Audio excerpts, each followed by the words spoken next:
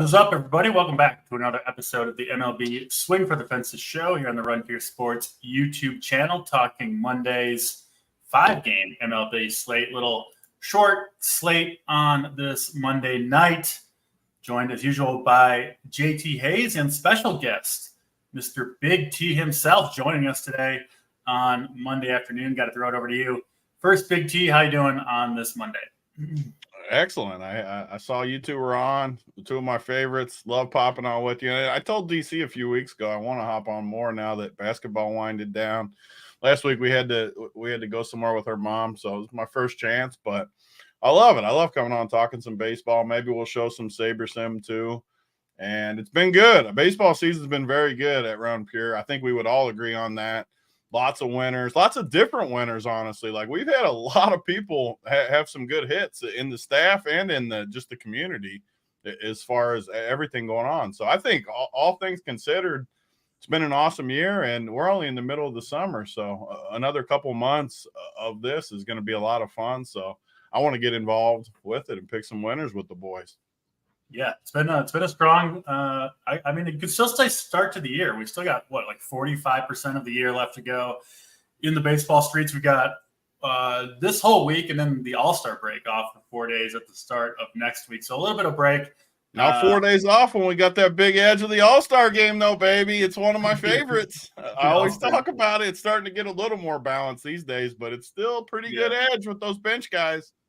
Absolutely, yeah. I haven't missed a baseball slate, a main baseball slate the entire year. So I am a little bit looking forward to a couple days off, but it's been a strong year, like you said, for the coordinators, for members, and going strong still. You kind of see it every year where there's all the excitement for the start of the season, and sometimes it does peter out a little bit in, I would say, every sport other than NFL. NFL goes strong the whole way through, but Discord's popping off every day, and we'll hope to keep picking some winners. Big part of that, of course, has been Mr. JT Hayes. We'll bring you in now, JT. How you doing on this Monday afternoon?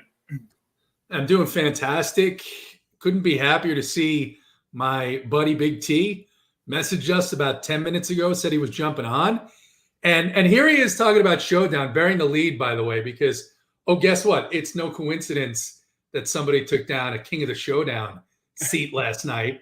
In about 5 minutes, just firing in some lineups. You and I saw Kevin Fallick and some other members having a real nice. NY Giants too, one of the best. NY Giants, one of our best. And so it's been good. It's been a good couple of weeks. Like you, DC, I've been playing almost every slate. I've started to do things a little bit differently on the smaller slates. Had some success there. It's been a good first half of the season, but kind of excited for a few days to not grind in on who is the best pitcher on a slate where, it's sort of like this one where you have one option that's just going to be so popular because everyone else is sort of really mediocre. And it's going to be a few days without headaches, maybe dabble in the All-Star game, but good to see a good weekend from the members and some of our guys. So looking forward, though. One more week, though. We've got to dial in, finish off this first half strong so we can enjoy that break and not have to go find a second job. No, we're not limping to the All-Star break here. We're going strong for this week for sure. Then we'll take a couple days off, recharge the batteries, and get back to it. With that, let's jump into these games. It is, I think, a little bit of a bizarre 5-game slate. JT kind of alluded to Chris Sale. We'll get there at the end of the show, but he's obviously going to be the most popular option and clearly the best, most talented pitcher on the slate. But we start in Detroit for the rookie Cater Montero pitching for the Detroit Tigers, making his third start of the year. Has actually pitched okay. He's faced Pittsburgh, Philadelphia, Minnesota so far. They've let him throw an average of 87-ish pitches, and he's coming off his best start so far against Minnesota, 17 DraftKings points in that one. You don't see these starting pitchers who are, legitimate starting pitchers, throwing 90 pitches, stay at 4K or messing with the graphics there. I'm just going to keep talking. Well, there it is. Still not totally right, but I'll figure it out. I know. People have been asking for that. So we got a new producer. He decided to give everyone a little bit of a shock right there. Yeah. Sorry, people. That's Big T's version of fireworks was that Saber Sim graphics. But yeah, bringing it back to the game, Montero, yeah, he's pitched okay. He looks okay to me. His stuff looks pretty good. Now the matchup here is pretty brutal against the Guardians. I don't really play pitchers against them. Honestly, on a bigger slate, I might have some interest here. It's just kind of hard to spend the salary, even if you do take Montero. I don't think he's hopeless in this matchup, though. And I think even like the total for this game, Cleveland, they normally have big totals sitting around 4.5, 4.6 runs. I think Montero could find some success here. He'll go opposite Gavin Williams, pitching for the Guardians, who made his 2024 debut in his last start against the White Sox. Did not go well. Finished that game with negative 2.4 DraftKings points, made it just 4 innings, 5 earned runs, just 2 strikeouts. He was pretty good last year. I think he was kind of overrated in general. Does get hit hard by lefties. An 8,500 for him. Now, of course, the matchup's good against Detroit, but kind of off of Gavin Williams here. Now, there's only so many pitchers to choose from. So, we're going to have that take. I think on a lot of these guys, you're going to be, I think, a little bit uncomfortable with your pitching selections unless you go with kind of the pure chalk. But yeah, I'm mostly off of Williams. I actually kind of like these Detroit lefties. And then I think the Guardians are certainly a reasonable stack, even though I do kind of like Montero as a pitcher just going forward. So I could see multiple ways playing this game. That's usually going to be the case on a 5-game slate, but I do think it's especially true for this one. JT, we'll start with you. What do you see, Cleveland and Detroit?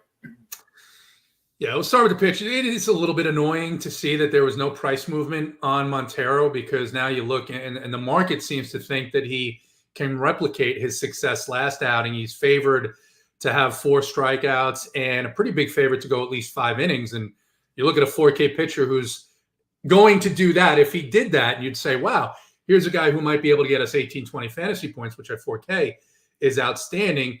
Gavin Williams, a little bit too expensive for my taste here. I think they are going to be a little bit careful with him. And the Tigers are not, at least for the last month, not the easiest matchup that they have been as in the past. They've been hitting the ball hard. Some of these rookies, we'll see how long it lasts, have been hitting the ball out of the park. And so I think my lean here on the pitchers is maybe if Montero gets himself in a few of my lineups, I'm fine with that. I'm probably not going to be playing all that much Gavin Williams, if anything. On the offensive side, I do think it makes sense, even though they left him at 4K, to take some chances on this Cleveland offense if Montero is going to see some ownership. It's not my favorite game here, but we have seen much more than in the past. This Cleveland offense is one that can easily win you a slate. The Detroit bullpen, probably about middle of the road, maybe a little bit worse here. Although today it looks like they're fairly fresh. So it's not my favorite game. My leans here would be maybe leaving Montero in the pool, looking at the Cleveland offense, maybe some minis on the Detroit side. Yeah, Cleveland for years has been kind of a light hitting offense that puts the ball in play, doesn't strike out. But they've got some punch in their lineup now. I mean, Naylor and Ramirez are way up there in terms of home runs hit on the year. Stephen Kwan, who was a slap hitter coming into the season, has uncovered a new power stroke. I didn't see it coming, but he's up to 9 home runs. He's hitting 360 with 9 home runs. Missed some time with injury as well. He'll be tested soon, Stephen Kwan. What's that? He'll be tested soon. Yeah. Gonna get that come to the doctor notice from MLB. Yeah, absolutely. And then Angel Martinez, the rookie they called up, has looked pretty good to me. He's still cheap at 2,800. So David Fry, a good hitting catcher. He's expensive, but he can hit. So yeah, this Guardians team is one that I've been on a lot this year. We'll continue to do so, including today. Even though I do think Montero is a reasonable play at 4K for sure. I mean, a 4K starting pitcher is going to throw 90 pitches. I'll take my chances on that in almost any matchup, including this one. Big T, let's throw it over to you for Cleveland and Detroit. What do you got for us? Yeah, I'm kind of with JT on this game. A lot of these Cleveland guys, I play David Fry a ton. He's 5,500 and he just literally never does anything.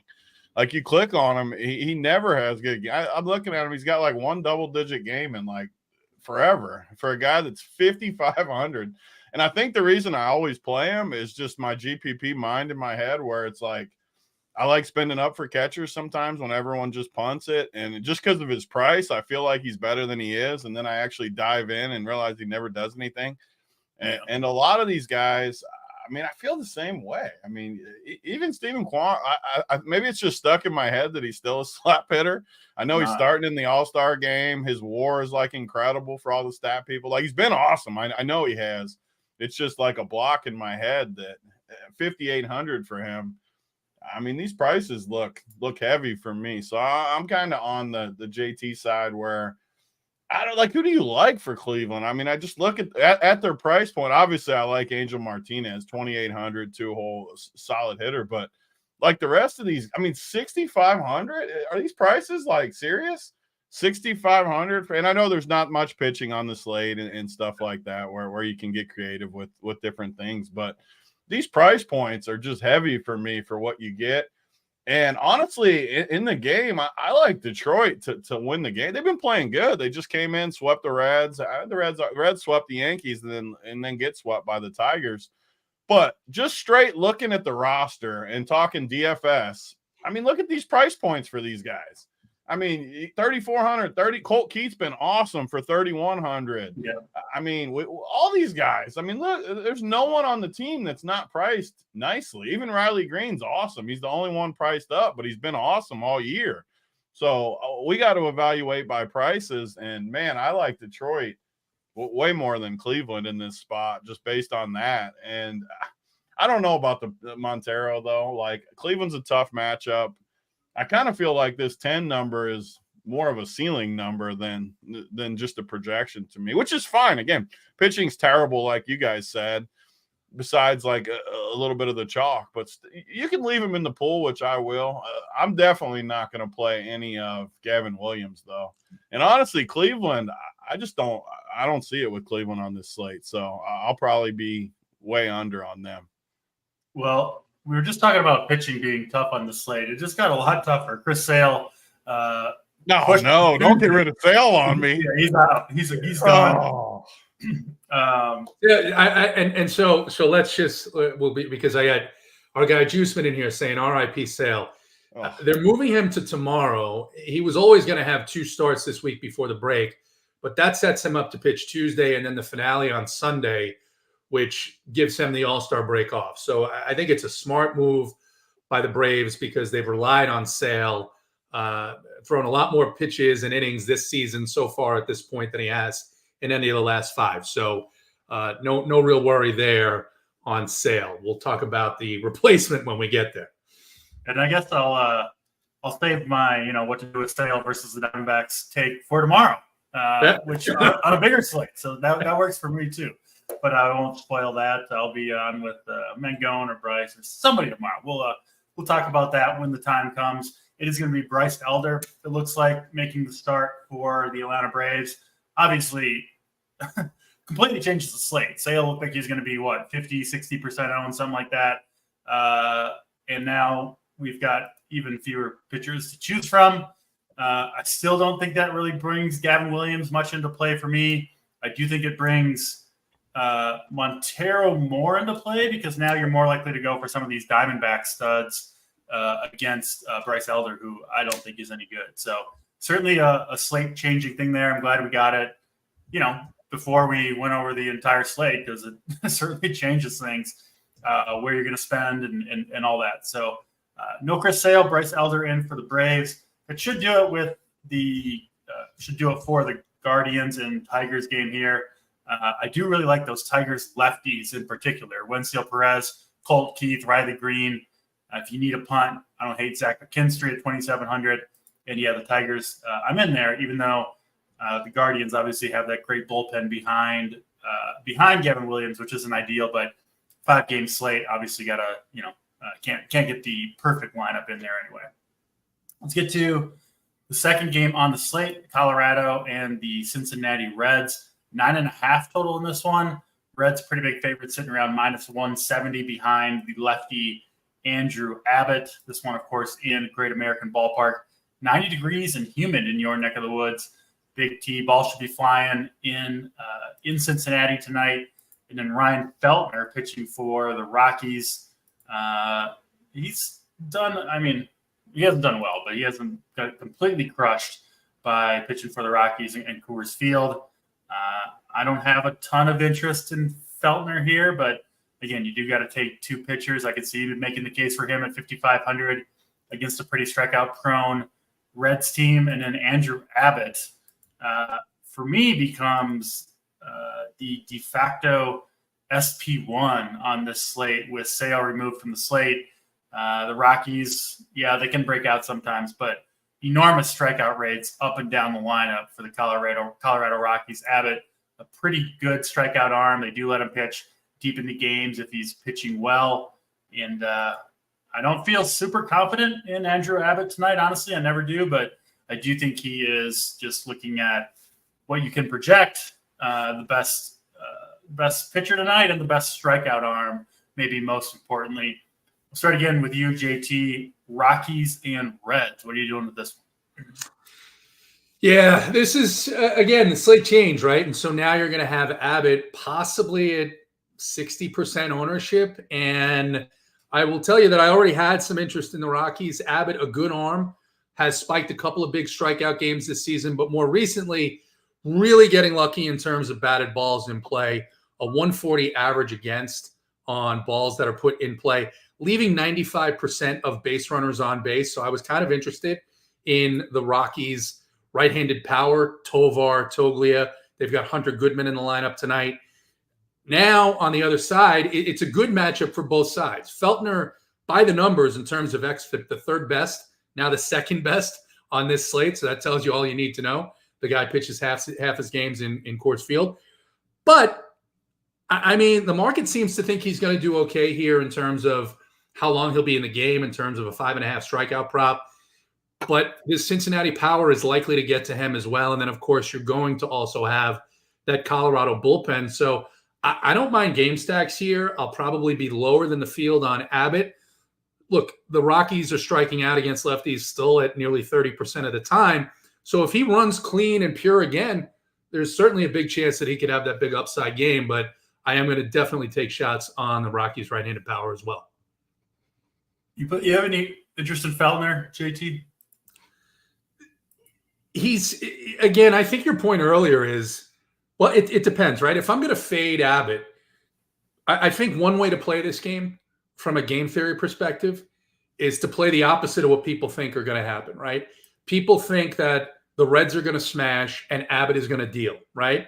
Well, if you play Feltner and you play the Rockies and you fade the other side and that works out, all of a sudden you really have very few. A lot of lineups are out the window at that point. So I do think that's one way to play it. When we're talking about pitching now, we lose Sale. So now Abbott's going to be the most popular. It becomes tough. I think there are only 3 or 4 pitchers in play. I thought there were maybe 5 in play before you lose Sale. So as someone who multi-enter, I know big T multi-enters, now it's like, oh, which way do I go? Because you're uncomfortable with that high ownership on Abbott. Yeah, Feltner has been okay, especially on the road. 4.6 ERA, 1.3 WHIP, averaging 11 fantasy points per game. Not terrible for 5,500. And it is a strikeout-prone Reds team, so certainly a dangerous matchup. He can get lit up too, but like you said, he's not the gas can that some of these other Rockies pitchers are. Agreed with that. Big T, over to you for Rockies and Reds here. Yeah, I agree with a lot of what you said. I definitely can't play Feltner. I know it's short, but I think one thing I'm good at is these shorter slates, which is another reason I wanted to come on, because I don't have to talk about 14 games and stuff. I love slates where you can narrow it down though, and where even people that enter 150 always want to like spread it around this guy, that guy. I'll still just take some stands. I want to be down to, what is there, 5, so about 9 or 10 pitchers. I want to be down to like 4 or 5. I can't play Feltner. Like at 5,500, I actually like this Reds lineup definitely more than anyone on this slate. I like their bums too, which I always get made fun of. I mean, bringing up Rios at 2K who I don't even know who Reese Hens is, but he's 2K. He's got to be decent. Has he been playing? I've never seen that name in my life, and I live here. I have no idea who he is. I mean, 2K. Yeah, all right. Well, tell us what you like about these players. That's what I like about him. Well, for Okay. one, I'm assuming this has got to be the Edwin Rios that's been a bum forever. The lefty that hits righties pretty good. I always liked him though. Like he was decent against right-handed pitching, and I know nothing about hands besides that he's 2K. It's freaking baseball though. It's the same thing I say every time. You don't need to. There's more than one way to attack stuff. You don't need numbers about everything. Like the nice part is I can play Ellie, I can play Steer, I can play Candelario, India, and I throw one of these bums in there to make it all work. And they're freaking 2K, and it's in Great America. And you're playing against Feltner. I'd play you two against Feltner out there at 2K. If it said freaking JT Hayes in the 8-hole, I'd pop you right in there against Feltner. So I'm totally good with it. And I am with JT though about the Rockies offense. You got a 5-game slate. We don't love the first game. We kind of talked about that. Some of these other games have, I use the word decent loosely, but decent pitching against offenses that I don't love. As we get to it, we'll talk more about it. But again, it's a short slate, and the Rockies, my God, they killed me all weekend. They were so bad in that. The Rockies have been awful at Coors lately. I don't know if it's been every day, but the days I've paid close attention, they've just been terrible. But a lefty versus this lineup, they got a lot of guys that I like Diaz right in the middle of the lineup. I always love him. Rogers against lefties. I like this lineup in this park, so I'm more of the game stack in this spot. I don't like Abbott much either. I get why he's going to move up to the top of the charts. I do get that. But like JT said, I mean, if he's going to be 40, 50% owned, I'm not going to full fade him. I'm not in my 150. I'm not, but I want to be under. If you told me he's 50, I want to be 25. If he's 40, I want to be 20. Somewhere lower than the 50. Because he could definitely be on the winner, though. He's got K upside against a terrible Rockies team. But like my one team, my main team, there's no way I'm going that direction. And if anything, it's a game stack on offense. I like both of these teams tonight on offense. Yeah, I'll probably end up a little different than Big T. Some notes on these cheap Reds coming up. So Edwin Rios does have, like, both of these guys are like perfect Reds. They've got some power for sure, but then strikeout rates galore for Edwin Rios. He's faced in the last 2 seasons, he's had 34 bats against right-handed pitching, a 47% strikeout rate for Edwin Rios in those plate appearances. And then Reese Hines, who will make his MLB debut today, has a 39% strikeout rate on the season, does have some power and speed. But I think Feltner could – I wouldn't be surprised if Feltner gets 7 or 8 strikeouts here. I'll be honest. JT, you're laughing. Go ahead. Feltner has a 5.5K prop now. I wouldn't be surprised if that jumped to it's going to jump to 6.5. It may jump to 7.5 with some of these guys. But if you're a Reds fan, it's going to get even worse because they just traded for Austin Slater. So they're going to become one of these teams that's really difficult in terms of pinch hitting, I think. And they've already been a little bit like that, but that's a problem for another day. I mean, Feltner's going to go to what? He's 6.5 or 7 Ks. What? Yeah. I like Feltner a lot, actually. The under is minus 125. It's not going up to no 6.5, 7. Go get your guys free money. My bums are going to take you guys yard at the old Great American. Probably. This is, you know what? Listen to what you just said. Right. We got the state of Ohio covered. We got Big T. We got Big T evangelizing guys who we've never heard of in the Reds lineup. And then we've got Stevers in chat who's wants to play every high-priced Indian and high-priced Gavin Williams. So this is if you are from the state of Ohio, this is your Run Pure Sports All-Star show. Yes, indeed. 7 Ks for Ryan Feltner. Yeah, I think so. It's tough to get 7 Ks in 2 innings. I might jump on some Feltner K ladders. Ladder those up to 10 Ks for Feltner if I can get some good money there, because man, this Reds lineup is full of strikeouts, especially with the addition. And Broccoli Taco, just to add to this, for those of you that like narratives, Broccoli Taco says that they moved to start up from Sunday to Monday, Big T, because like you, all of his friends and family are in Ohio. Everything's coming up Feltner on this slate, JT, which isn't going to be good for our. It's certainly not comfortable. I mean, it's certainly not comfortable. No. Yeah, I'll bust out the Always Sunny Frank, where he's just lighting the money on fire. That's going to be with me with Feltner tonight. All kidding aside, I think given the strikeout upside in this lineup, he's playable. I also see the other side here because again, it's not like he's a 40-50% chance, as Big T points out, to be gone by the fourth inning. Then you get that Colorado bullpen. So this is totally a game that could shoot out, but I do think at the price, with what the market thinks, with the lineup, he's worthy of consideration on this slate. Yeah, we got the whole Niehaus crew is on the Reds. No surprise there. Uncle T always rolling with his nephew Big T. Come on, Uncle T. Yes. Have some objectivity in your takes. Let's get to Minnesota and the Chicago White Sox up next. We've got Chris Flexen pitching for the White Sox. We know by now just not any good at all. And then the White Sox bullpen behind him is one of the worst in baseball as well. He will face a very hot Twins team playing some good ball right now. And I guess suiting for Big T to join the show where our twins are one of the top stacks on the slate. We know how that usually ends up, but I'm certainly in on the Twins myself tonight. And then Chris Paddock will make his return from the IL. Spent essentially the minimum stint on the IL with arm fatigue, was not pitching well prior to going on the IL, did not make a rehab start, only threw 82 and 46 pitches in his two starts prior to going on the IL. Both of those were against the Oakland A's, and he did not pitch well in either of those. I don't know what to think about Chris Paddock here. Obviously, the matchup's very good against the White Sox, but I have a hard time imagining him going deep into this game. I think his K-prop is sitting at 3.5 with some juice on the over. I did the Twitter search on Chris Paddock, and the first 4 or 5 posts were just these random betting accounts saying, smash the over on Chris Paddock's Ks. He's gone over in, X amount of games against the White Sox.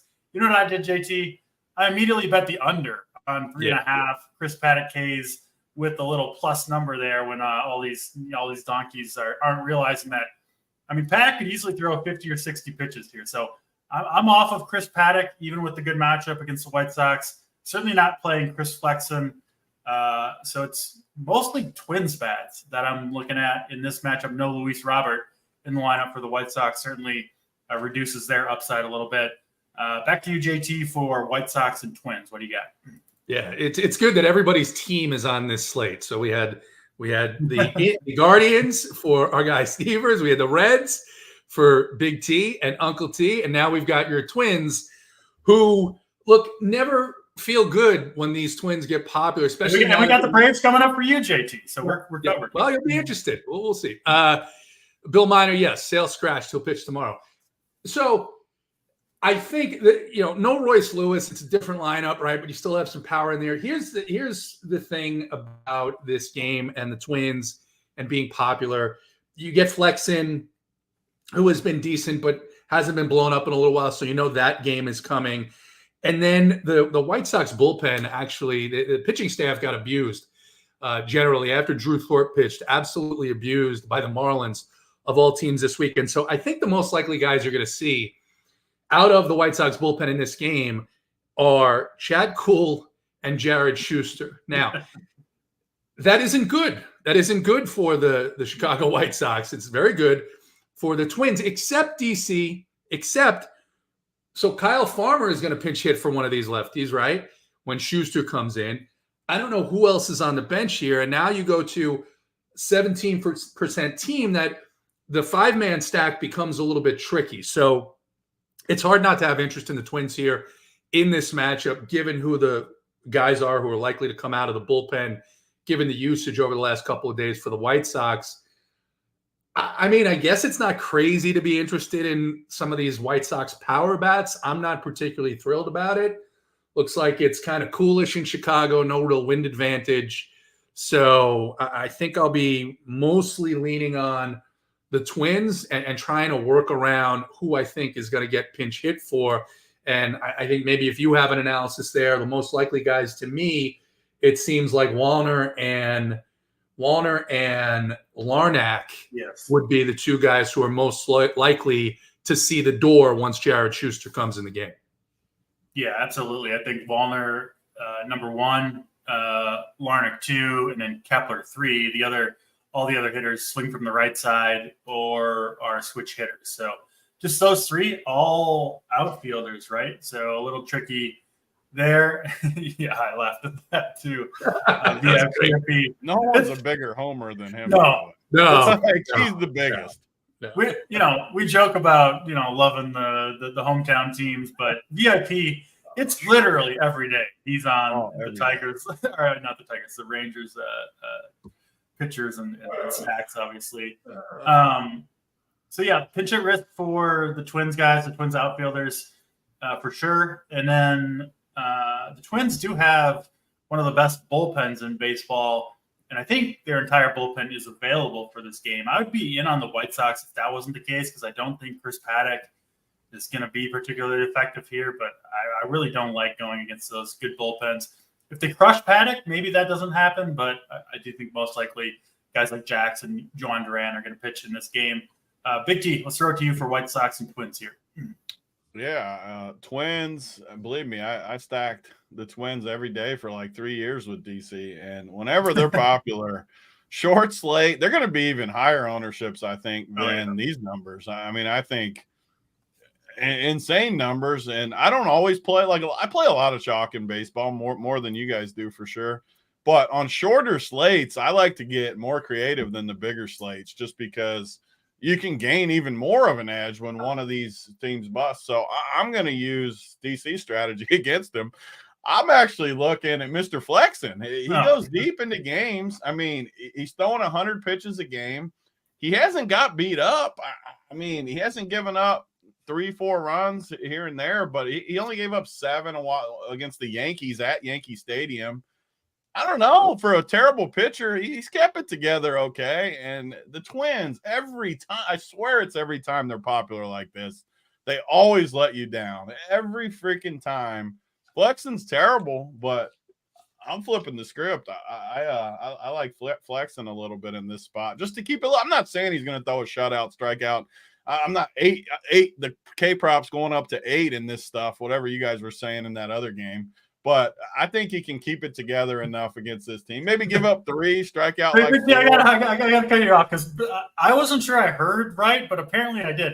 He only gave up 7 runs? Yeah, he fought hard at Yankee Stadium. A feather in his cap or something to give up 7 runs? Yeah, a feather in his cap for a guy like he hasn't given up more than 4 since then. He's been grinding out there. He only gave up 1 to Houston one game. I mean, he's out there grinding. He's fighting the good fight out there. He's a workhorse. He's an old-fashioned Nolan Ryan type workhorse. Yeah, I mean, he's going to own whatever that dump truck you guys were talking about in that other game. You guys were literally jerking off to this pitcher from the Rockies like he was the next coming of Cy Young. And I mean, I just don't get it. Well, I mean, I know you don't like numbers, so I'm not going to throw numbers at you. Forget it. Yeah. I like numbers from you. What are the numbers? I like the numbers, JT. I want to hear your numbers. Feltner has a higher strikeout percentage than Flexen. Flexen is the 3rd worst pitcher on the slate by numbers. I'm surprised he's not even worse. Who's the 2 worst than him? We're going to get to them. Well, actually, the 2nd worst, because there's a guy who hasn't made any starts in the game. So who's worse than him is Stever's number 1 pitcher tonight, Gavin Williams. A short sample, but Gavin Williams is the worst. I actually wouldn't have guessed that he was the worst. No, it's a small sample. It's a small sample. 4 innings. Yeah. It's just 24 numbers. So Feltner is the 2nd best. Feltner's strikeout prop is 2 strikeouts higher than Chris Flexen's, and they're about even on numbers on where they think how many innings they'll throw. So There you go. I appreciate the numbers, JT. Thank you. Yeah. Thank you. Thank you for that. So Big T, no Twins for you. You're not going down with this Twins. No, I mean, so that's where it gets like, I don't want people like when I enter my 150, I'm not full fading on a 5-game slate. On my main team, though, I'm not going. So that's where I haven't done a ton of baseball shows. So I want people to understand, like, just because I'm making fun of Minnesota, I'm not going to full fade them because I got 150 in there. I'm not full fading on a 5-game slate against friggin' Flexen or whoever I was just talking up. But I want to be under, like what I was talking about in that other game. I want to be under the ownership. But I mean, they're going to be 30-something% owned. I'm not playing 30%, 40% stacks of the Twins. I'll tell you that. I want to be in like the 10. And at the end of this, I want to show how the SaberSim stuff works, and I'll kind of show how to get less than that when we do that. But I don't know about this game in general, just because the White Sox, I want to play Paddock, but I'm worried about, like, what kind of pitch count do we think he goes today? I think it's going to be pretty low, to be honest. 60s, 70s? Yeah, I would be surprised if he went higher than 70. Possible. I think 80 is the cap, and then if I had to put a over under on it, I don't know, 65-ish, something like that for Paddock here. Yeah, it makes it tough to play. And I mean, it's going to be interesting builds tonight because, like you guys talked about, there's going to be heavy chalking spots. I mean, the Reds, the Twins, and then pitching gets even more creative, which, again, I was making fun of you guys more in fun for the Colorado situation, but it's a 5-game slate and anything's in play if you have conviction on it. So I think that you can go a lot of directions on these slates, which is why I like them so much. Take stands and go with it. Yeah, makes sense. sense. It's a little alarming too. Not to throw numbers back at you guys, but the Twins just don't strike out much either. Like looking at some of their numbers. Oh, don't back down now, Big T. Don't back down. I'm still checking some things out here. I make fun of the numbers, but I still like to look at the last 30 days numbers, what they're doing. I mean, they might have just looking. I don't have it all in one spot, but they might have they don't strike out at all, and he doesn't strike anyone out. So I might have to backpedal a little on that take. No. Go back in the siege bushes. Well, it seems like we have like a record number of viewers. So I'm glad you backed off the. It wasn't an all-in flex and take. We don't want to lose all our viewers when you're not on the show. Hold on anymore. A second, Stevie Boy. Who secretly loves it? I always talk about that chart. What do you mean secretly? There's no secretly. I love the handedness chart over at Run Pure Sports. I love that thing. Yes, we do. That's Minnesota and the White Sox. Any final takes there, JT? Bring us back to sanity on White Sox and Twins. Can we play the White Sox? Is my question for JT. Can we frickin' play the White Sox on this slate?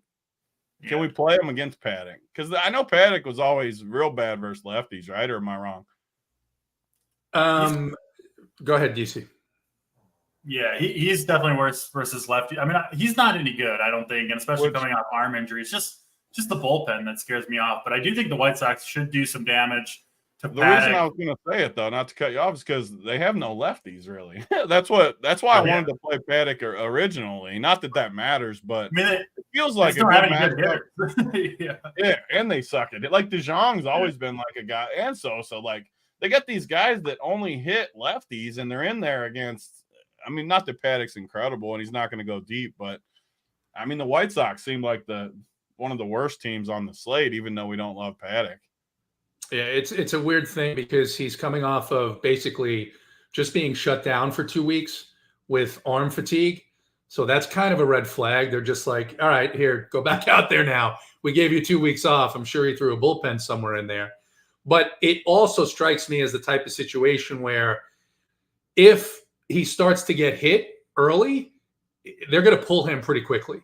And I'm sure that they have a plan for, hey, when Paddock gives up, 2 home runs in the first inning, what are we going to do? And I'm sure they have, well, it's Rocco Baldelli, so maybe they don't. But the bottom line is I would expect that they would have some type of plan there. And that bullpen has been, for the most part, very, very good. Yeah, absolutely. I think they'll put up runs, some damage against Paddock. He'll be out early, and then I think the Twins bullpen will come and shut it down. Is kind of how I expect the game to go from the White Sox offensively. Let's get to another kind of weird situation here. Texas Rangers and the LA Angels. We've got Jon Gray pitching for the Rangers. He's been pretty solid this year for the most part, but has had really weird usage. They've kind of played him out of the bullpen a couple times out of nowhere. Has been pulled after mid-70s pitches in 3 consecutive starts. Hasn't pitched particularly well in those starts either. But he does get the Angels here. Obviously a good matchup for right-handed pitching. I mean, yesterday I used Wesneski against this team. He had 6 or 7 shutout innings. So it's certainly possible against the Angels. I do worry about the pitch count and how long Jon Gray will go into the game. But at 7K against the Angels, I mean, he could throw 85, 90 pitches. I think it's at least possible. So I don't mind Jon Gray here. And then for the Angels, it'll be rookie Davis Daniel, who had that incredible game against Oakland in his, I don't think it was his MLB debut, but his 2024 debut, put up 35 DraftKings points in that one. Of course, came back to earth in the next start against Oakland. No surprise there. Just 5 DraftKings points, just 3 strikeouts, 4 earned runs against the A's over 5 innings. I think he's probably somewhere between, those 2 numbers as a pitcher. Not super impressed with his stuff or anything like that. So 8K against Texas, who has struggled. I don't think he's the craziest play on the slate. If I had to choose between the 2, I do like Jon Gray better for sure. And then I think the Texas bats are interesting against Daniel as well. Corey Seager in particular looks like an awesome play to me. Nathaniel Lowe's been hitting well. I know they've been, kind of cold all season, but they do have some pretty good hitters in the lineup long term, I think. So I do like Texas a decent bit here. Angels a bad bullpen behind Daniel as well. And then, I think you could play the Angels against Jon Gray in the Texas bullpen as well. So Jon Gray for me, I think is a pretty solid play now, especially after losing Sale. I'm not going to play much, if any, Davis Daniel. But like every game on this slate, I think there's room for multiple takes on all of these games and pitchers and stacks and all that. So I'll throw it over to you, JT. What are you doing with the Rangers and the Angels here? Yeah, it's probably I don't want to say it's my least favorite because there's not a lot of greatness in terms of the game here, but this is one of my least favorite games on the slate, except for, like you, I think Jon Gray at 7K is a risk worth taking on this slate, especially given how it's changed. So only 4 innings last time. That was because he was getting hit up. And the Angels have been pretty poor against right-handed pitching the last couple of weeks for the most part. So I'll take Jon Gray here at 7. Everything else in this game, including the Texas offense, is really just for MME. And that's where I'm leaning. So Jon Gray, probably a guy that I'm going to have more than I feel comfortable with. And everything else, I may have some in MME, but not looking at anything else as a priority. Did you see the Angels lineup? It just came out. 2 surprises. Anthony Rendon, back in our lives, decided he wanted to play baseball again. I bet that'll last, what do we give it? A week? Will he make it to the All-Star break before he decides he wants to take another break from ball? Not sure. And then old friend Keston Hiura back in the lineup for the Angels as well. Haven't seen his name. Or actually, he's been, I guess, back for 3 games. Hasn't done a whole lot yet. I don't know. I still like Jon Gray. Not going to change my opinion from those 2 guys being in the lineup. Yeah. Perfect time for Rendon to come back, right? You play for a week and then you get another week off. Yeah, maybe that's it. Big T, your thoughts here, Rangers and Angels. Yeah, this lineup, I was just looking at this. For some reason, I've seen a bunch of clips on Twitter about Hero like hitting power in the minors. You know more about I think he was playing in the PCL, which is notorious for having a bunch of smaller ballparks and ballparks at altitude. And that's been the story of his whole career. Cross minor league pitching and then come up and just get owned at the big leagues. I didn't look that close. I didn't look that close into it anyways. It was literally just like scrolling through Twitter and I seen his name hitting bombs or something. So I can see why. But I mean, I agree with a lot of the stuff. Why are they doing this with John Gray with the pitches? I guess is never going deep. That's just obviously by design. But why though? Like, what's your guys' reasoning for it? I'm honestly not sure. I mean, he was pitching just fine, and then it was I don't know, a month or two ago they randomly used him out of the bullpen, and then they've been cautious with him going forward. It's kind of hard not to assume there's something going on there with, fatigue, or they're worried about him lasting the whole season or something. But like I said, he's been normal John Gray when he's pitched. He is coming off. Yeah, he's faced the Padres and the Orioles in his last two starts, two teams that don't strike out much. So I think there could be some potential for Gray here, honestly. It's a good rebound start. I think some of the bullpen usage was due to, look, the Texas Rangers have been, hammered by injuries to their starting pitching. Yeah. So, they lost Scherzer, a couple of guys they signed. They knew were going to be out this year. They knew DeGrom was going to be out for a large portion of the season. They brought up Jack Leiter. He was terrible, so he went back down. So I think some of that is due to, hey, we need a guy who can do better than what our guys in the bullpen are capable of. But I also think, and we saw this from Bochy last year pretty effectively with Andrew Heaney, they have shorter leashes on some of their pitchers, right? And so if a Heaney or a John Gray starts to get into trouble, the hook is pretty quick. Yeah, it makes sense. And coming in before, I hadn't looked super deep at the pitch count. He was definitely one of my favorites coming onto the show. Huh. So I'm still on him with you. And this is a slate again. We keep talking about it, but Sale's off the slate now. You're not getting some like perfect pitching, which honestly makes me want to play Paddock a little bit too, even at 70 pitches, just because you're not getting a perfect spread. Like if you guaranteed me, I don't even know, like 12 from both my pitchers tonight, I think I'd be happy to lock those in and try to win it with hitters. So I'm definitely on Gray with you guys. I just have played pitchers against the Angels, especially right-handed pitchers, all year long. We don't have the lineup updated on here yet, but I just don't like the Angels. I don't like this spot. A lot of what you guys said, I totally agree with. I'm not going to play Davis Daniel all that much either, even though the pitching's not great. The 8K price tag, I don't think he's in that much better of a spot than even like Montero or something for 4K. So I'm not going to waste 4K in salary just to play Davis Daniel against Texas. Texas has been a disappointment, but they got it going a little bit this weekend. I've seen they scored a bunch of runs, like 13 or something yesterday. Last week scored 11. They've got the bats slowly ticking upward a little bit for our boy Vip. And I don't know. I'm with JT. I don't love this game. More John Gray for me than anything. And I wish I could like something from Texas. I just don't love it.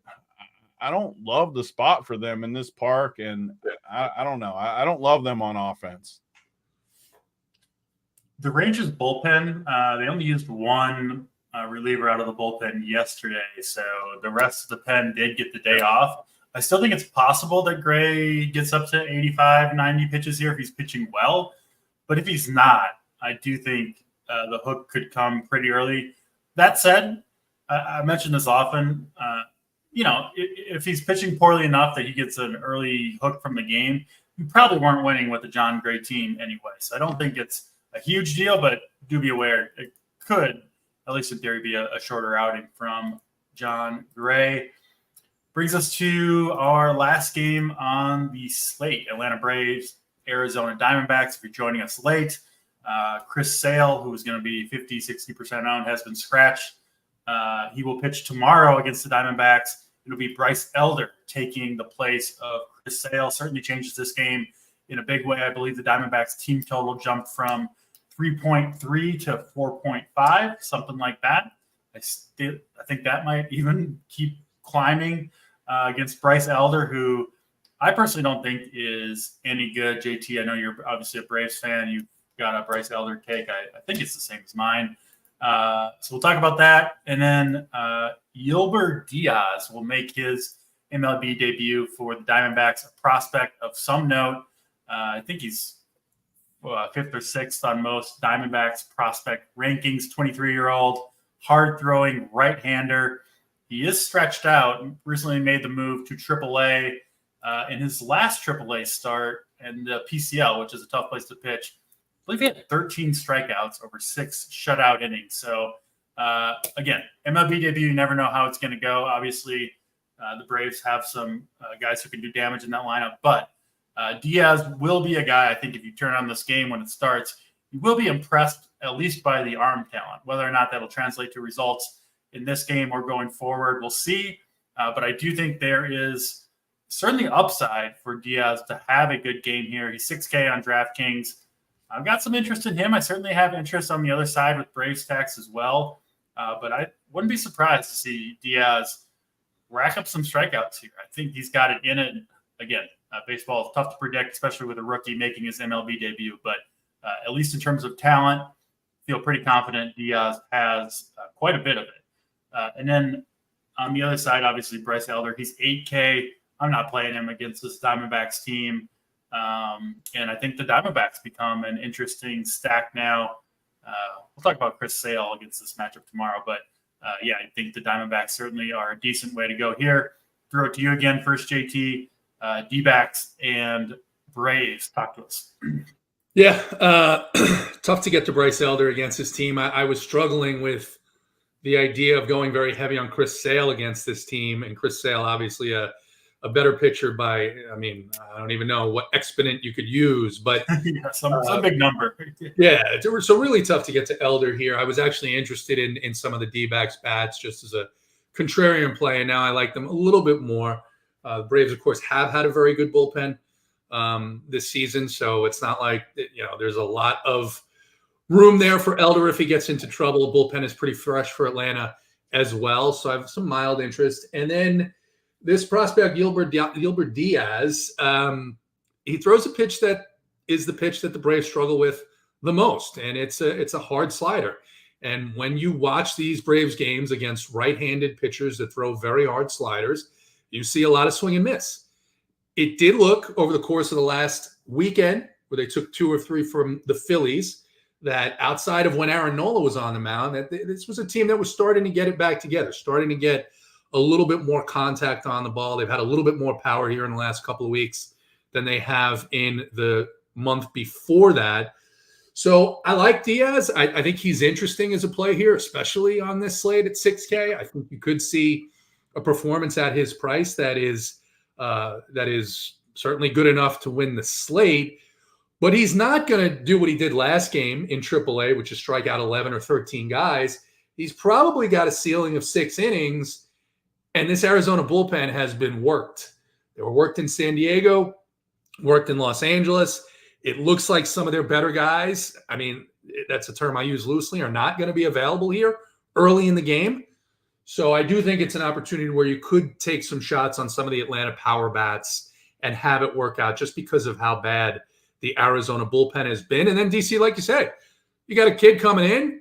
He's a little nervous. All of a sudden he gets a little wild and gives up the big hit. And then maybe you get to that bullpen more quickly. So I can see reasons to play Diaz. I can see reasons to play the Braves. I don't really have a strong lean on either because we have no information about how Diaz is when he gets pushed in a major league game. Yeah, just a crazy slate. When I come on the show normally, I always have a pretty good idea of what I'm going to have in my 5 lineups. We got an hour before lock. By the way, lock is 25 minutes earlier. I'm not sure what I'm going to ultimately end up with on this slate. Obviously, with the Chris Sale news shaking things up as well. Big T, over to you for Braves and D-backs here. Yeah, so with the way the slate sets up, I mean, coming in, Diaz was my number 2 behind Sale. So now with the slate totally different, I want to save it pitcher, and I always like stacking stuff, but I think you could get a little more creative with even that tonight, like 3-3-2s, different things like that. But Diaz was my number 1, and it was more just upside. Like, he's 6K, Atlanta struggled, and I just think I like his stuff. Like, everything I read on him, he's got good stuff. And like JT said, like you guys said, he could get blown up too, which is 2 different. Like, my main team, I can almost guarantee you I play Diaz tonight. But I also want to be over on the Braves in my 150 because if he gets wild and starts walking people, which he can, the Braves have a ton of upside. And if they get in that bullpen like JT talked about, you got even more upside. It's a slate where I actually don't, even though we don't love pitcher, I don't love the offense as much as other. It's one of those slates where, I mean, I'm not totally in love with a single spot on this slate. I like That's the what I'm Reds saying. the Like most. you can go so Yeah. many different directions on this. You slate. can almost make a case for every team. I mean, maybe not the White Sox for me, but the rest of the slate, I could almost make a case for. But this is the most of the whole slate for me. I love Diaz, and I also love the Braves. So I think it's a pretty good spot for both. But on my main team, which I think a lot of our people only play 1 to 3 teams, I'm definitely going to play Diaz. Like now that Sale's out, he's my number 1 pitcher without a doubt. So could he get blown up? Absolutely. He definitely could. But there's not a pitcher on this slate that couldn't get blown up. So I'm heavy on him. As far as the Braves bats, I mean, let me pull it up here. They got going a little bit. I know I played Kalinick yesterday. He freaking crushed. I don't know what he had a ton of points. I just love it when they face a righty. He's in the 1 hole. He's got power. I definitely like him. Olsen, Albies. I don't like Ozuna as much at 5,700. That price tag is just tough for me. But the Braves are going to end up lower owned than they should be. I mean, we're showing like 10 to 15%, but I don't think that's not crazy on this slate. Like those are decent numbers. So I actually want to be over on these guys, and I think they could have a big game here, especially if he gets wild. So, and Stevers in the chat, fam scratched. I don't know if that's I mean, good or bad with that. It's good or bad. One thing though, I don't like the D-backs as much as you guys either. Though I don't think Bryce Elder's great, but I feel like he can limit this off. We don't have a lineup yet, right? We just got it. We did just get it. We did get it. The big question was, would Ketel Marte be in the lineup? He was dealing with a little bit of something going on there, but he is in there. So yeah. What's the full lineup? I'll give it to you here. Carroll, Ketel Marte, Jock Peterson, Walker, Gurriel, Moreno, Eugenio Suarez, Alec Thomas, and Geraldo Perdomo. I'll say Elder this year, it's a small sample size. He has been absolutely crushed by left-handed bats in particular. Walking just as many as he struck out. He's given up a bunch of home runs, hard contact. He was worse against them last year too, but it's been especially true this season. And JT, we've mentioned this before with Elder. The Braves, he made the All-Star team last year, completely collapsed down the stretch. And the Braves have tried so many pitchers this year as their SP5 because it seems like they have almost no faith in Bryce Elder to get the job done. So I like the Diamondbacks quite a bit. I wish the Braves, didn't have that good bullpen, but it's a slate where it's just, it's a 5-game slate and there's just not that many good spots. So you just kind of got to. I got a point with Arizona too. Base more. I was kind of thinking it, and then what you said pushed me even more. I think they're more of a mini stack for me where I can play because we're going to have salary to spend. At least I'm going to have salary to spend. We're going to be able to pay up. So, I like the idea of playing like Corbin Carroll, Marte, Perdomo. Perdomo's in the 9, you said, right? Or was he higher up? Still can't see it. He's in the 9 hole, yep. Yeah, so 1, 2, 9, a little wraparound with all lefties that all have some decent upside for me. I like because I don't want to play Christian Walker. I never really liked Jock Peterson all that much. Gurriel. A lot of these guys in the middle, I don't love. So I love the idea of a mini stack with those expensive guys, especially in that. I don't know. What do you guys think about that? You still want the full stack or do you like the mini stack? I like the mini. I think that's a good way to go. I think it's the one lefty in the pen for the Braves. From what I'm looking at, Aaron Bummer, who did pitch yesterday. Obviously, Jock Peterson is a pinch hit risk, and then anyone else? AJ Minter's in there. Oh, he is. Okay. Yeah. AJ Minter. So, yeah, some pinch hit risk for Jock. I will say he's an awesome play against Elder for however long Elder's in there. But Minter's probably not getting in until 7th, 8th, 9th inning. So, and usually a play when the Braves are ahead. Yeah, we should see, I think, 2 or 3 at-bats for Jock Peterson, but just be aware, he is a pinch hit risk for sure. But one thing I will say, I'm not going to go out of my way to fade Christian Walker here. He's one of these streaky hitters, and he's been the hottest hitter on the planet over the course of last week. He destroyed the Dodgers. He destroyed the Padres. Now he gets a underwhelming, low 90s at best kind of sinker ball pitcher. He leaves one of those up, it's going a long way. So I would not fade Christian Walker or just say, okay, I don't want him if you're multi-entering. I think he's a very good play. Absolutely. That's all 5 games. A lot of discussion on these 5 with the slate changing and all that. An interesting 5-game slate, I think. But let's get to the good stuff here at the end of the show. We'll do favorite stack, favorite contrarian stack, which I think we can loosely define those on this slate because, it's tough having to choose 2. We'll start with that. We'll start with you, JT, your favorite stack and your favorite contrarian stack on this slate. Yeah, it's tough here, right? We've got it's an interesting slate. So my favorite contrarian flag is definitely going to be the Rockies, right? I'm going to play the Rockies. And then it gets tough because I could see it totally being like Big T was talking about, a 3-3-2 wins this, or a 3-2-2-2-1, something like that. I think, all due respect to Gavin Williams, I just think this Detroit team has been hitting the ball so well that I'll take some shots on them as one of my higher owned stacks. Makes sense. Big T, your favorite stack today and your favorite contrarian stack. Yeah, I mean, my favorite stack by a mile is the Reds. I think the Reds are far and away the best stack of the night.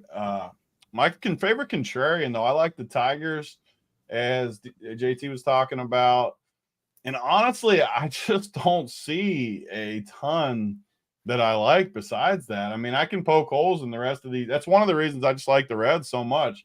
They got the best park. They got what I consider one of the best matchups. I know some of their guys are shitty at the bottom of the lineup. We made jokes.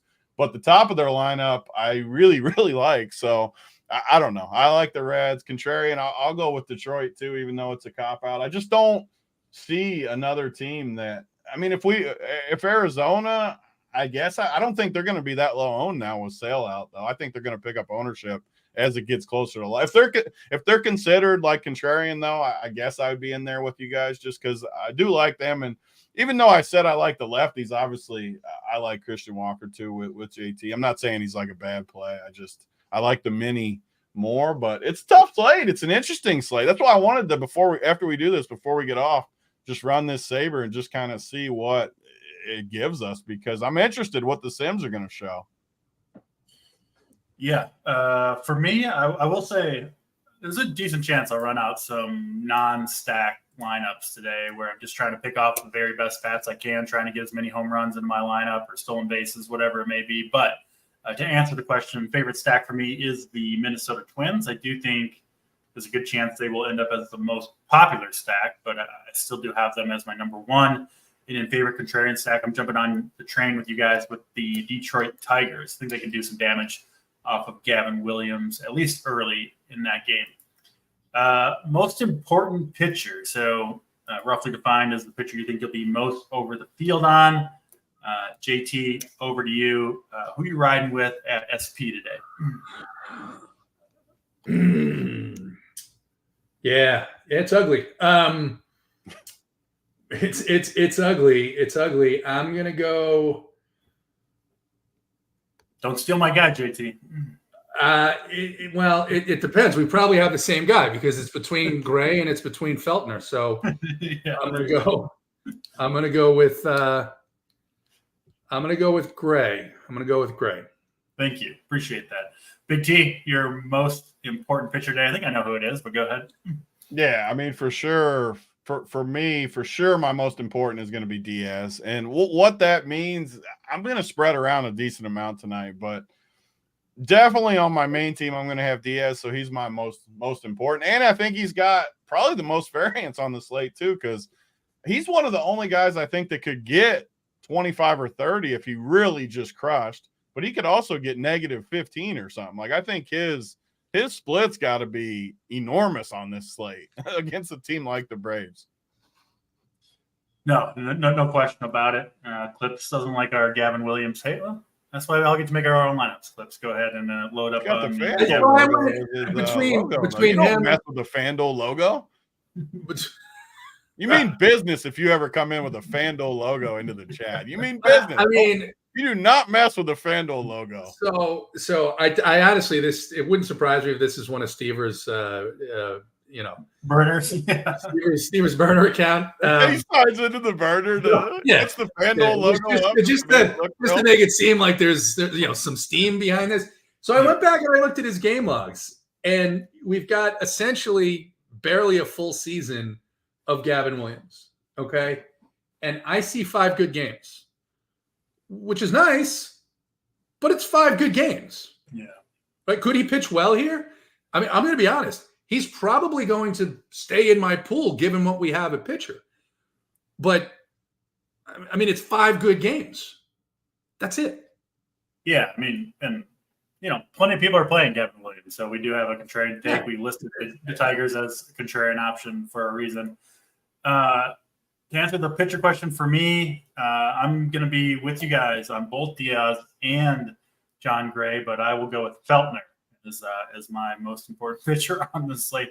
Three pitchers who, I don't know, there's definitely a decent chance that all of Gray, Diaz, and Feltner end up in the negative numbers. Like, that's absolutely in play, but it's just that type of slate. I do think Feltner is going to get his fair share of strikeouts here. Obviously, could be hurt by the long ball, and obviously against Big T on that one. I take it back, Stevers. I think Clips is a family member of Gavin Williams. So they get back a step further from even the Stevers burner. Yeah. Home run call. Who's going yard tonight, JT? I'm going to look at my list here, and I'm going to say Michael Toglia. All right, going with the Rockies. Michael Big Toglia. Mike. Big Mike. Big T. Who's going yard? Edwin Rios, of course. Edwin Rios is shoving it right up your guy's ass tonight is what's happening. He's sending it out to right field, and it's going to feel good. All right, we got Edwin Rios. Household names on this show today. Three pitchers, rookie pitchers, and then we've got Edwin Rios and Michael Toglia. I'll give you guys Mr. Colt Keith.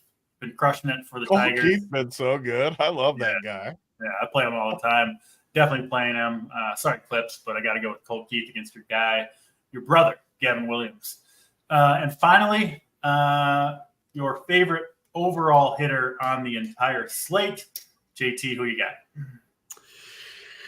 I couldn't tell you. I'm going to be honest. This is one of those slates where I don't. Someone brought up in chat earlier, by the way, that one of the issues you're going to have with the Reds is they've got 3 players in their lineup who are only first base eligible. Oh, God, I forgot they put Candelario only first base. Yeah, so that's a little First hurtful. we lose Sale. Now you tell me that. I just realized that too because running Saber, first base, and you got Olsen in there, man. That's a tough scene. So the Reds very hard to stack without. I mean, when you got for sure two of their bad. I mean, even if we make fun of Rios and throw him out of that, you still got 2 of their absolute best bats. Hold on. It makes Rios slow around though, Big T, doesn't it? I know. Oh, the excitement of getting a lower. I don't know if I can play him over Candelario and Steer though. I mean, you'll find a way. So what position is Rios playing then? I mean, I have no idea where he's actually playing. Yeah. I just know that DraftKings believes that there's going to be a conga line at first base tonight. They have 1 outfielder you can play. How am I supposed to stack my Reds? Yeah. Come on. Looks like Rios is actually playing first base, if that matters for some reason. I'm going to give you the guy I talked about. This team has been hot. Actually, I'm not. He hit a home run yesterday. I think he's going to get untracked here. Corbin Carroll. Corbin Carroll. Clips, if you get your Gavin Williams 10Ks, I want you back in the chat tomorrow. You either take in your victory lap or you hold your L in the chat. Don't be hiding from us when it doesn't go well for Gavin Williams. Big T, your favorite offensive or your favorite hitter on the slate? I mean, it's got to be Ellie for me. I know, is that even a cop-out because it's just your favorite bat? But I mean, it's got to be. We have unlimited salary to spend. I mean, I worry about him when he hits from the other side of the plate. It's like the best possible matchup for Ellie, and he's on my favorite stack, and I can't play a first baseman on freaking Cincy, so he's got to be my favorite guy of the slate. We weren't at the Casa de Ni house for the Run Pure Sports party this year, so I have to ask, how many fatheads of Ellie are lingering around that house now? I mean, we need some with Kentucky going down again. Everyone was pouting again. I mean, it's tough seeing it in these parts. We gotta go with what works with Ellie. You got to make sure the ceilings are high enough for that giant Ellie De La Cruz. It's like 6'8", but I think you're good there. All right, that's I guess my favorite player. I'm going with. I'll take another shortstop, Corey Seager. I really like it. There's Steven's burner. Oh, that's good. Big T, did you want to run something in Saber? You mentioned it a couple I've been kind of showing it I've been showing it while you guys were talking, but real quick, I can just go through it because it's interesting for JT because the Rockies, first of all, I didn't change anything. All the lineups aren't set here on yet. So I'm definitely going to make some changes after this. But just with naked numbers and stuff, the Rockies pop at 33% 5-man stacks, which on a normal slate, one of the things I like to do is I come into the 5 stacks, so team stacks, 5 stacks, because tonight I'm not going to do this because it's a shorter slate. But on bigger slates, if I want to guarantee 5 stacks, I'll come in and go. Yep. Like we're expecting 11% right here or whatever. I want to go like 20% or something Rockies, but Sabres loving our Rockies. So I mean, I'm on that game, and then some of the other interesting things were. Some of that, just not to interrupt, but some of that, I always worry that if some of that is based on the fact that Abbott's ownership has now crept up to super high, right? But go ahead. But yeah, and that's why I like the Rockies even more because of that. That was your original point. Saber likes it. I think the Rockies do suck, but man, when they go off, it's a great ballpark. They hit lefties decent enough considering it's the Rockies. It's just such a good – when you can get that kind of leverage on a 5-game slate where we all agreed that we don't love anything. I mean, I didn't hear much conviction. We all three have conviction on normal slates too. So if there's that much uncertainty and we can leverage the field, I have to like the Rockies. But pitching was interesting to me too because Davis Daniels somehow came 41, Abbott only 40, our boy Clips is Gavin Williams 30. And then, these cheap guys, 17% for Diaz and only 2% for Montero. I haven't built a single team yet, and I'm going to do it right when we get off because we're running out of time. But I'm very interested in just playing Diaz and Montero and just slamming every bat in that I want to get in there. I don't usually do that, but I'm interested in that tonight. I'll probably have one of those teams as well, to be fair. But that'll do it. We do got to get off the show. We got locked in 38. Hating on our Rockies now, even. Clips is a hater. You got a freaking FanDuel logo. Stop being a hater. We'll see if he shows up tomorrow. We'll see. We'll see with Clips. But that'll do it. We do got to get building our lineups. Lock coming up here. We'll have scores and all that stuff, of course, up on the Run Pure Sports site. Hit the like button if you haven't yet done so. Use promo code DC15 if you want to join us at Run Pure Sports. The show will be back for a full slate tomorrow. Thanks to Big G for joining us. Fun show today. Hope you guys enjoyed it. Hope we see some RPS logos up top tonight. That'll do it. For Big T, I'm JT. Or for Big T and JT, I'm DC.